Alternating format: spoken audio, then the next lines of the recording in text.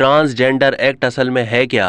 Protection of rights act 2018 को उर्फ आम में ट्रांसजेंडर एक्ट कहा जाता है। ये कानून मुस्लिम लीग नून के दौरे हुकूमत के आखिरी महीनों में पास हुआ जब शाहिद खाकन अब्बासी वजीर आज़म थे। ये इन चंद कवानीन में से एक था जिसके हक में हुकूमत और अपोजिशन ने इत्तेफाक राय से वोट दिया। जमात इस्लामी के सेनेटर मुश्ताक अहमद खान ने इसकी भरपूर मुखालफत की, लेकिन उनकी आवाज़ किसी ने ना सुनी। जब यह कानून अदालत में चैलेंज हुआ तो वहाँ पर वो हकाइक वाज़े हुए जो पर्दा इख्फा में थे।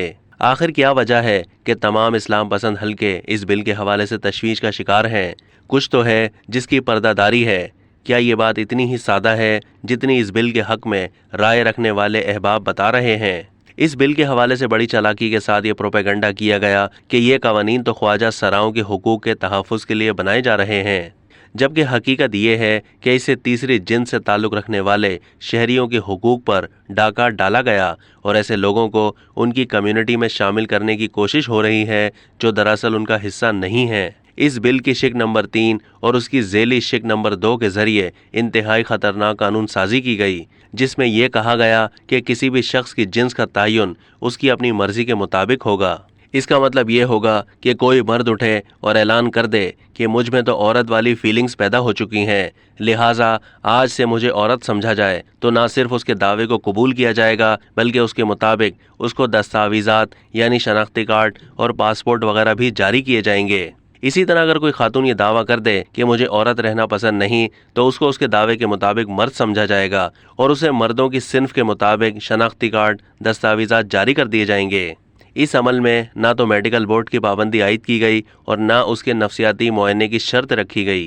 इंसानी जिस्म के हवाले से कुरान करीम का बड़ा वाज़ेह हुक्म है कि किसी इंसान को ये हक हासिल नहीं कि वह अपने जिस्म में ऐसी तब्दीलियाँ पैदा करे कि जिससे उसकी साख्त तब्दील हो जाए, क्योंकि इस्लामी तालीमात के मुताबिक इंसान अपने जिस्म का खुद मालिक नहीं, बल्कि ये उसके पास अल्लाह ताला की अता की हुई अमानत है और वो इस अमानत में अल्लाह ताला की तरफ से तय करदा उसूलों के मुताबिक ही तसर्रुफ़ कर सकता है।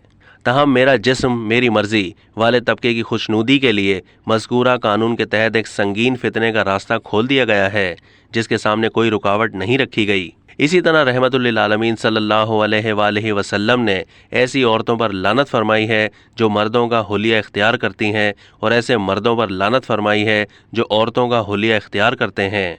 लेकिन ट्रांसजेंडर एक्ट के ज़रिए उसकी मुकम्मल आज़ादी दे दी गई है। जिन्स में तब्दीली का इख्तियार अगर आवाम को दे दिया जाए तो न सिर्फ इस्लामी तालीमात की वाज़ेह और सरी खिलाफ वर्जी होगी बल्कि आईन पाकिस्तान की भी संगीन खिलाफ वर्जी होगी। इस कानून के मुताबिक अगर औरतों और मर्दों को अपनी जिन्स की तब्दीली का खुला इख्तियार दे दिया जाए तो फिर इसके अमल दरामद में इतनी पेचीदगियाँ पैदा होंगी जिनका तसव्वुर ही महाल है। मसलन अगर कोई औरत ये दावा कर दे कि आज के बाद वो औरत नहीं बल्कि मर्द है और उसी के मुताबिक इसको शनाख्ती कार्ड जारी कर दिया जाए, तो फिर जायदाद में उसकी विरासत किस फार्मूले के तहत तकसीम होगी, कितने लोगों का हक गस्ब होगा और फिर इसके बाद ख़ानदानी झगड़ों का जो सिलसिला शुरू होगा उसका जिम्मेदार कौन होगा।